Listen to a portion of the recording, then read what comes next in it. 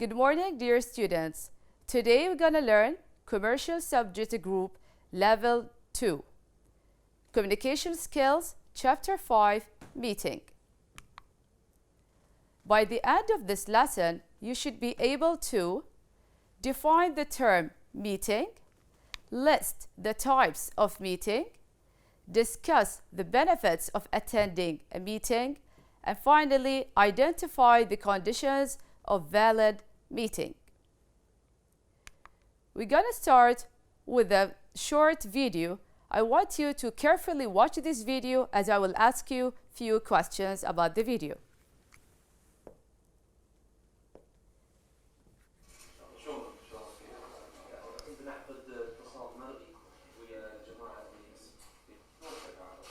And if you click on that, will be 1 minute.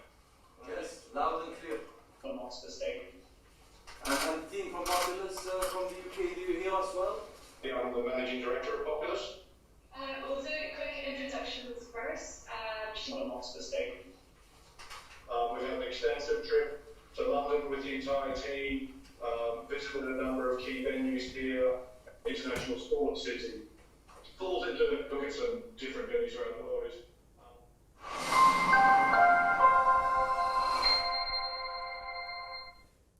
I'll give you a few seconds to answer the questions.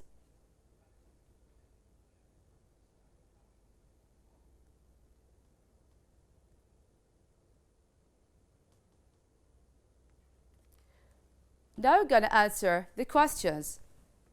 Question 1 says, who was the person? Okay, the person who was started the meeting, which is Sheikh Nasser bin Hamad. Sheikh Nasser. Question 2, how did the member of the meeting knew about the time and place? We have many ways. Either you can say through email, or you can say through notice, or fax, and any other written way that we have talked about in Chapter 2, in written communication. Question 3, what aid have been used? How did they communicate with the person who was overseas? We can say by video. And the last question, is this kind of meeting formal or informal? Of course, it is formal. Okay, we are done with our starter activity. We'll move on to the first objective, which is meeting. We're going to define meeting. What do I mean by meeting? As we can see here, meeting allows one person or several to give information in a short period of time. As I highlighted here, short period of time. As you know that the employees are very busy at work and they don't want to waste all the times in the meeting. So the meeting must take short period of time. Moving on to our second objective, which is purposes of meeting. As we can see here, we have 6 purposes of meeting. Why do we meet? Why we need meeting at work? First purpose is to share information. For example, now at the work they give you a project. So you have to gather or collect information. And then you have to meet together and each party or each part will share the information with the others. Second purpose is to evaluate ideas. For example, each person have idea. We want to come up with a good idea. So we're going to meet together, evaluate each idea, and then choose the best idea. Number 3, to develop plans. Already in the work, we put plans for the work. But sometimes we need to improve or develop these plans. So we're going to meet to develop these plans. Number 4, to make decisions. Let's say, for example, problem came in the work. Suddenly problem occurs at the work. We need to take a decision how to solve this problem. So we're gonna meet together to take a decision. To create a document, For example, now for the meeting, we want to make an agenda. Agenda is a type of a document. So we're gonna meet together to create the agenda. The last purpose is to motivate members. Let's say, for example, at school, when the quality assurance will come visit the school, the headmaster will make a meeting with all the teachers to motivate them to do their best in the lessons. So this is our second objective. We'll move on to our third objective, which is types of meeting. As we can see here, we have 3 types of meeting. First one is informal meeting. Second one is formal meeting. And the last one is electronic meeting. We're gonna talk about each one of them in details with specific criteria. First, we're gonna start with the informal meeting. Let's see the first criteria, the time conducted. What do I mean by conducted? Conducted, it means start. At what time we're going to start the informal meeting? In the informal, any time. No need to make a specific time. No need to tell them that today or at this time we're going to have a meeting. At any time you can make the informal meeting. The chairman and secretary. Do I need a chairman and secretary? Of course, chairman, you have taken it before in office management, the first semester. So the informal meeting, we don't need for the chairman and secretary. Minutes. What do I mean by minutes? The next lesson, we're gonna learn about the minutes. In the informal meeting, no need for minutes. Examples. What are examples of informal meeting? For example, I have staff meeting, management meeting, project meeting, and etc. There are many examples. Moving on to the second type, which is formal meeting. Formal meeting. I think now all of you are seeing that it's opposite than the informal, which is correct. For the formal meeting, it must start or it must be conducted at specific time. I say 10 o'clock meeting, that means it will start at 10 o'clock. And the chairman and secretary, yes, we need a chairman because he's the one who's going to start the meeting. Minutes, yes, we need minutes.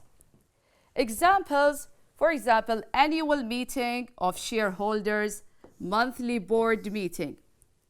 These are examples of formal meeting. Last type is electronic meeting. Just like that one that we have seen in the video. It was electronic meeting. Time conducted, it also must be at specific time. Why had to make it at specific time? Because the person that we're gonna meet with, he's not inside Bahrain, he's outside, so we must give him a specific time. Then move on to the definition. What do I mean by electronic meeting? Electronic meeting means that several groups are sitting together or come together to discuss specific topic, but from outside Bahrain. So it's several groups of people at different locations can participate in a meeting. What do I need to do an electronic meeting? I need audio, video, computer equipment, and electronic writing board. Just write like the board that we are using right now. Examples of it, video and audio conferences. These are the 3 types of meeting. Moving on to our fourth objective, which is benefits of attending a meeting. You as an employee, when you attend a meeting, what benefits you're gonna gain? We have many benefits, but we're gonna focus on 4 benefits. First one, learning more about the colleagues you are with. So when you meet the colleagues or your mates that with you at work, you meet them one time, another time, you're gonna learn more about them. You're gonna know them very well. The second objective, or the second benefit, listening to the thoughts and opinions of others. And also you're going to listen and communicate with the other people. You're going to share with them their idea. The third benefit, communicating with your colleagues and expressing your own ideas. You're going to communicate with them and express your own ideas. The last benefit, which is feeling as a part of a team. And I think that's the most important benefit, because if you feel that you are part of the team, you're gonna do your best. You're gonna create many ideas. So these are the benefits of meeting. Validity of the meeting. What do I mean by validity of a meeting? Validity means legal. How I can make the meeting legally. We have 3 rules that we have to do so that the meeting can be valid or legal. The first one, notice is being sent to all participants. I must send them a notice, or like that you have no invitation. Okay? The notice must be sent at least 10 days to 2 weeks before the meeting. Let's say, for example, that our meeting is tomorrow. I don't send the notice today. No, I must send it 10 days or 2 weeks before the meeting. Number 2, availability of chair and quorum. Chairman must be available and even the quorum. What do I mean by quorum? We're gonna know it later on. Third rule is it must be held according to rules and regulations of the company. As we know, every company has rules and regulations, so we must follow these rules. Now moving on to the definitions, we have here chair and we have here quorum. We want to know the meaning of each definition or each term. Chairman. Who is the chairman? Chairman is the person who manages and controls the meeting. He starts the meeting, he manages it, he controls the meeting. Quorum. Quorum is the minimum number. Be careful here, it is the minimum number of participants that must be present at the meeting to make it valid. Let's say, for example, our meeting contains 20 participants. 17 of them have attended. Can we start the meeting? Yes, of course we can start. We can start the meeting with these numbers because they are reach the quorum. This is the notice. We're gonna explain it details the next lesson. Just gonna take a look at it right now. This is notice like the memo that we have taken in chapter 2. Okay? Here we put the information about the meeting, the place, date, and time. Inshallah, we're gonna talk about it in details, more details, next lesson. Now, I'm gonna ask you 3 questions. True and false questions. Let's start with question 1. Formal meetings were planned, structured, usually conducted at specific time. True or false? The answer is true. Let's move to the second question. Quorum is maximum number of participants that must be present at a meeting to make it valid. True or false? The answer is false. It must be the minimum number, not the maximum number.